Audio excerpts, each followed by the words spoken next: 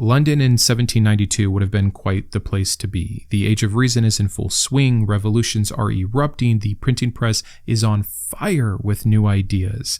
The issue is most of those ideas that are now challenging the status quo are doing so mainly and only for men. But in the midst of this enlightenment, we get one woman who writes what many would consider the first great feminist manifesto, a vindication of the rights of woman. Her name is Mary Wollstonecraft, and her demands are simple: equality, not superiority, not privilege, just a desire for women not to be treated as pretty ornaments or some kind of moral guardian, but as equal, rational humans. She dared to say what was pretty crazy at the time, that reason is not just for men, that morality is not submission, and virtue is not obedience. And of course, her ideas were scandalous, not just politically, but also religiously. So that's what we're going to cover today. We're going to cover what happens when you challenge a system rooted in not just tradition, but spiritual doctrine, and what it can teach us today for this unfinished fight between reason and gendered faith.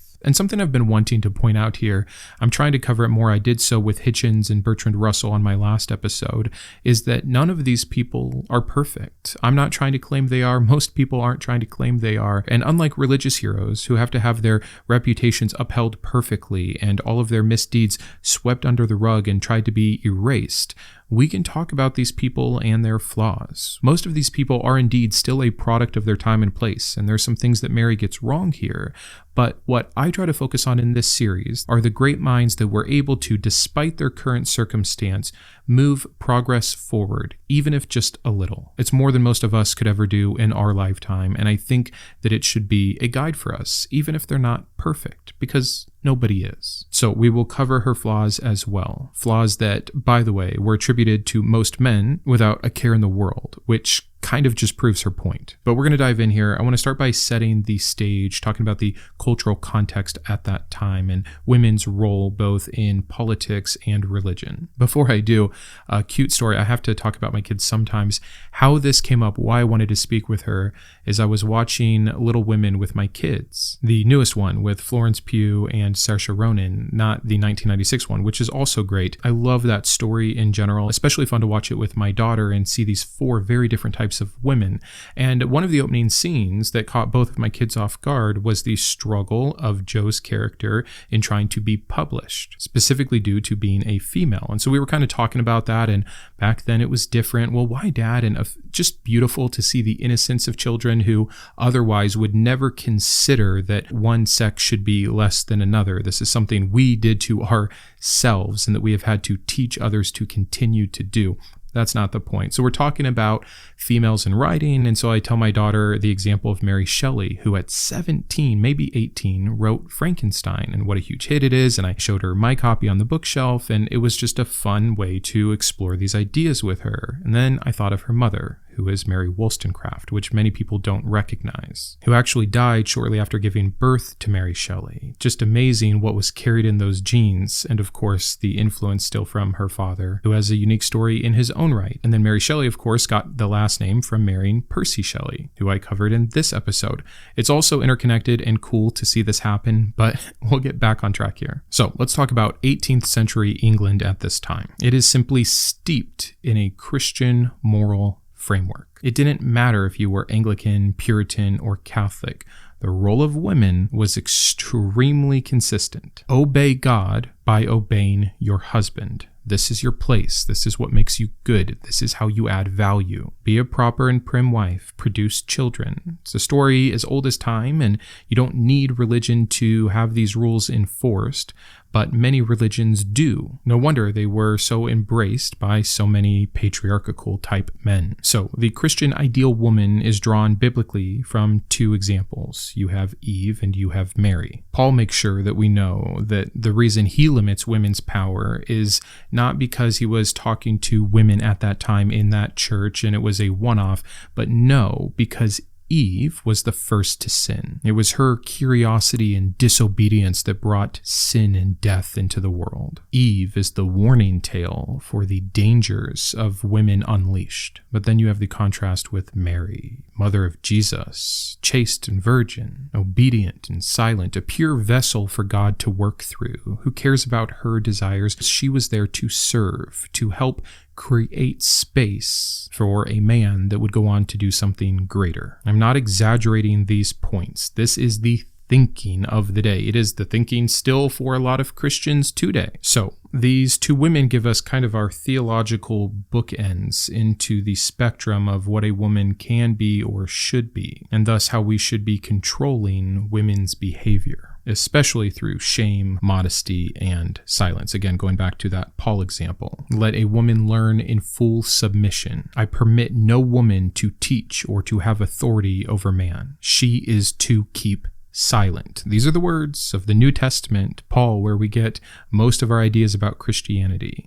Then if you go back to the Old Testament, we can get a better vision for what an ideal woman is. And this is typically referred to as the Proverbs 31 woman. She rises early, she manages her household, she submits to her husband, and she fears the Lord.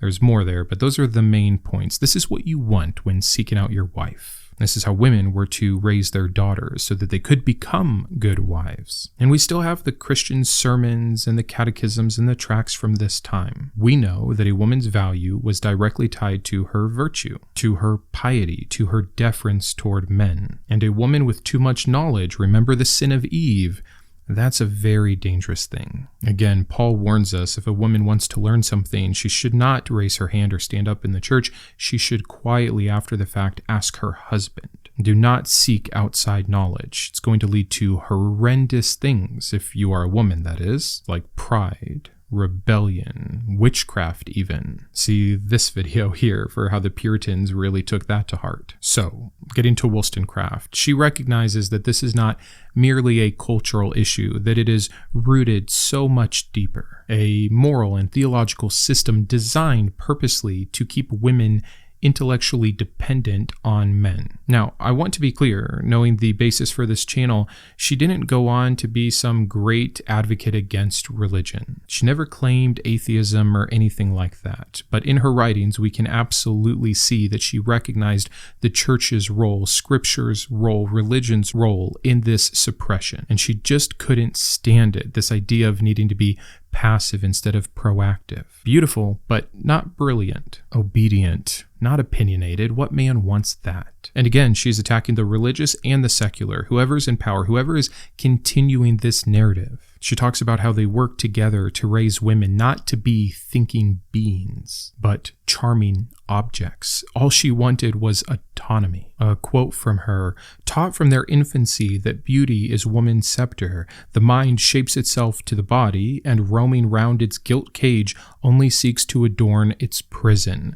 Beautiful writing, instead of just saying they want to keep women dumb and young and pretty and brainless, which is essentially what this is saying. She saw that Christian virtue as taught to women, because it was different than the Christian virtue that was taught to men, had nothing to do with moral agency, but everything to do with submission, and worse, masquerading it as some kind of sanctity. So we're going to dive into her book here for just a second, but before we do, let's just lay out her demands really simply. What are her main ideas? Well, one, she's really caught up with the idea of virtue, what it means to be virtuous in general for a person, but also specifically to how women need to shift their idea of what it means to be virtuous, to go against the grain of what men have been teaching them. And she argues that virtue is something that needs to be chosen through rational thinking instead of what it was actually done with, which is imposed by fear and shame and guilt. I would say this is a wonderful argument against religion in general, where essentially virtue is obedience to God in all of its different forms and all the horror that can come from that. No, think for yourself, rationalize. What does it actually mean? How should one actually behave in the world? How do you orient your own thinking and morality? She wanted women to be taught how to think, not how to please. She wanted to ground morality in reason, like we talked about, instead of in submission. And she wanted to teach virtue as a strength of character, not just that blind obedience. Again, this is true for everyone for all time, but this is the uphill battle that she is facing specifically for women in her time and place. She argued that real morality could not exist without autonomy. Another quote here, "The being cannot be termed rational or virtuous who obeys any authority but that of reason." So again, not just a critique on women's roles, but on Christian virtue on the whole. So let's move on and talk about the book that started it all, A Vindication of the Rights of Woman. This is clearly playing off of her contemporary, Thomas Paine's Rights of Man. And we're going to do an entire episode on Thomas Paine, by the way, because it's true, the Enlightenment is alive with ideas of liberty and equality and freedom of thought. But Wollstonecraft noticed a glaring omission. Half of humanity was being left out of the discussion, and thus her reasoning for writing her book. Now, the subject matter was radical enough, but it's not just that, it's the strategy in which she approached it. She used the very weapons of the Enlightenment against this crowd: logic, reason, consistency, and natural rights theory, exposing the unfortunate hypocrisy of these male philosophers. And so that's a big part of it, but she also attacks the clergy and the politicians who have definitely done their part as well. The male philosophers were at least starting to get out from under this thumb of oppression, but only looking out for themselves. Now, Mary would make this same error later. It's one of the flaws I'm going to talk about. I'm going to save that. But no one's perfect here. Everyone is just trying to move an inch, not excusing it, just giving some color to the argument here. And I want to share this next quote because one of the things I hate most is often when the topic of feminism, which is such a triggering word these days, gets brought up, people will think, oh, those stupid feminists, they just want power. They're just mad. They're just feeling left out and now they want their vengeance. And maybe that's true for some women somewhere sometime, but good Lord, your early feminist here could not have been more clear that all they want is equality. Listen to this. "I speak collectively of the whole sex. I do not wish them to have power over men, but over themselves." This is the perfect quote to explain feminism in its proper place. It is only about equality. And I know I'm a man speaking about this, but I am part of a human race that I see so clearly, especially after leaving the indoctrination of the church. We're all the same. And I'm so lucky to be in the position that I am to be aware of this so easily. So give me no credit for this. The people on top seem to always think that they are being oppressed when the people on the bottom simply wish for equality. What is that phrase? Equality feels like oppression to those in privilege, something to that effect. It just means that everybody should be treated as if they are their own person. So for that reason, I love this quote from her, putting it all in perspective. And her main claim is very simple, but very powerful. If reason is what makes us human, and men claim women are human, then to deny women autonomy and education is to violate reason itself. Gotcha. What are they going to say back to that? You can't sit there and advocate like they were for the self-empowerment of free thinking and education and reason for all when what they meant by all was not always all. So getting kind of into the religious trap of it all, Wollstonecraft was very aware that religion is not simply a belief system, that it was part of the scaffolding that upheld gender inequality. She knew the verses, as everyone at that time did, because they were preached constantly from the pulpit to reinforce this kind of order. In Ephesians 5:22, where wives are told to submit to their husbands, not in general, but as you do the Lord. This is giving godlike status to the males in the females' lives, and an additional reminder that the husband is the head of the wife, just as Christ is the head of the church. Again, these verses were not fringe. This is standard pulpit fare. They are saying these as arguments against education for women, even why they shouldn't be able to publicly speak, why they shouldn't be involved in politics or philosophy. It is the Bible, just like it's used to keep slaves down, it was used to keep women down. She called this a code of obedience disguised as virtue. A very biting part of her work is when she calls out Rousseau. Now, Rousseau is not a figurehead for Christianity or anything like that. He has his own complicated and intricate, very interesting relationship with Christianity. He believed in the moral teachings of Jesus. He was most likely just a deist, though, or what you might even call a cultural Christian. He used things that were popular within Christianity to advance some of his own finer points, but she has this scathing review of Rousseau and mixes in some other religious educators, but I want to talk about this part. So Rousseau outlines a model of education, except when it comes to women. For boys, it's simple. We need to cultivate reason. We need to encourage courage. We need to define and instill independence. But for girls, what did he say? Teach modesty, ensure obedience, and educate on the art of pleasing man. She absolutely ridiculed him. I will have, by the way, this work linked in my description down below, and I'd encourage all of you to give it a read. It's an important part of history, to say nothing else. Her main point is that Rousseau's view of women is not based in nature. It's based on utility. It's in this same section, though, that she also calls out those religious teachers that I talked about a little bit ago. Rousseau's is pretty gross on its own, but the religious teachers are having girls' education focus on memorizing Bible verses and to focus on manners and piety over science, philosophy, or reason. She argues the insanity of the fact that girls are taught more about pleasing and about pleasing first before they are ever taught, if at all, to be principled. And she noted how religion was central in maintaining that system. So moving on, just kind of going through some different parts of her work here, she has this one part where she ties together patriarchy and monarchy, and it's pretty brilliant.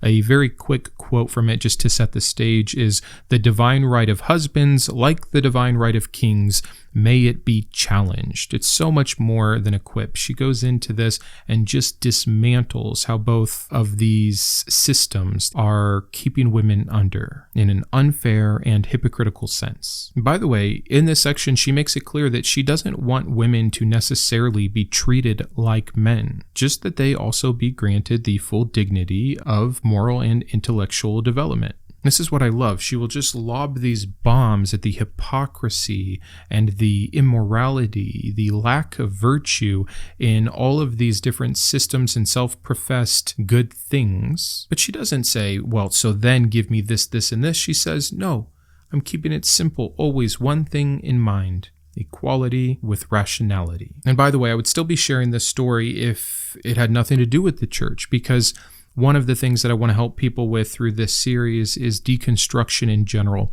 challenging beliefs, challenging ideas that were passed down to you, learning to think for yourself, learning to think critically, to dismantle what is before you, and if good, build it back up. Mary Wollstonecraft is such an amazing example of this, and if you read her work, especially the sections I mentioned, you will see this layering of rationality that is simple and beautiful and powerful. But I want to quickly move on here, maybe 2 or 3 more sections. One, I want to talk about her flaws, just to be candid. I want to talk about her backlash, especially what happened after she died. And I always like ending with legacy. So let's get into all of this. Wollstonecraft thinking was powerful, and it was radical for her time, but she wasn't always inclusive, and it's hard to believe with such clear reason and rationality that she didn't look out for poorer women or laborers. She mainly focused on middle-class women, making the own category error that her male counterparts were making about females in general. She didn't speak meaningfully on race or colonialism. Seems like a huge missed opportunity for someone so forward advancing for bringing in an entire second group of people into the conversation. I'd like to think it was by design, that she knew it was already a challenge what she was bringing up, and so she just wanted to start the dominoes, but maybe she suffered from the same limitations of her time and place. A question that has been asked of her, and I struggle with how fair it is was she really fighting then for equality in general, for women broadly, or just rational women who could assimilate into society at the same mode of male Enlightenment ideas? It's important to note that even secular critiques can fall prey to this sort of elitism. Many call this partial liberation, and some of the people that were definitely inspired by her would go on to fix this, to address it properly. We'll talk about that when we get to legacy. Also, this is kind of a common critique that gets put on people like this. I mentioned it about the critique of Russell. I'm not saying that all of these, by the way, are things I agree with, just what you're going to find if you look into the opposition of these individuals. And for both of them, it was that reason was their God to too much of a degree. century, that there's almost the same over-indexing or correcting on that side where you start to miss out or at least not observe the importance of things like emotion, intuition, care ethics, etc. And it's an interesting conversation to have. I think sometimes when it's so suppressed, you have to go to the other extreme to come back to balance. That's always kind of my excuse for these positions, but it's also how some people's brains work differently. There are people that are highly emotional and very intelligent, but feelings, intuition, gut, etc.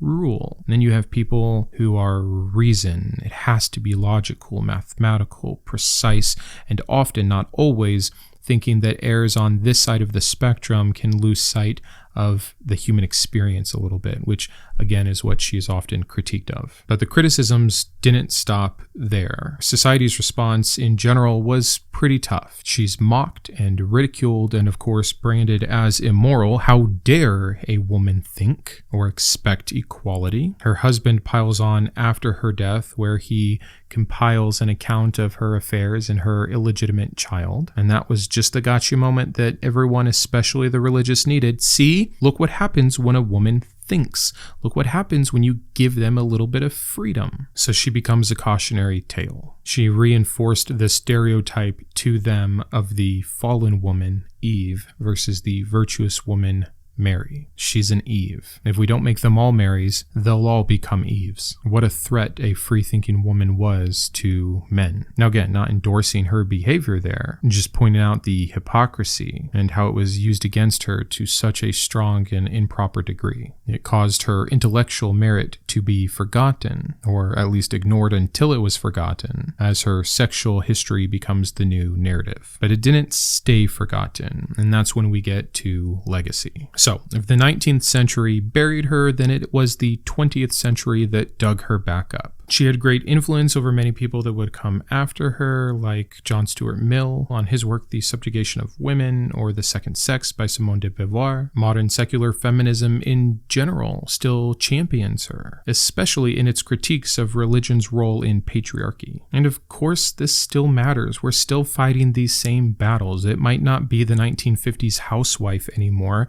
Women, of course, have more freedom than they have ever had, but especially in Christian communities, and I know I grew up in one, and it wasn't that long ago, where it is an insane amount of pressure and conversation still around purity culture and modesty teaching. The shame, the guilt, the fear that is placed at a much higher rate on young girls. The expectations of what girls should become, where they're best suited, where they can be most virtuous or most useful to God. I've seen it clearly, even in progressive Christianity. And here we're still talking about the West, but good Lord, obviously on a world scale, women still have quite the plight. And inequality is gross no matter who it affects or how it affects them. But there's something so much more insidious to me when it is brought in via religion, when it is held up, supported, and made more powerful by religion. The one thing that you would think, if there was a true God of love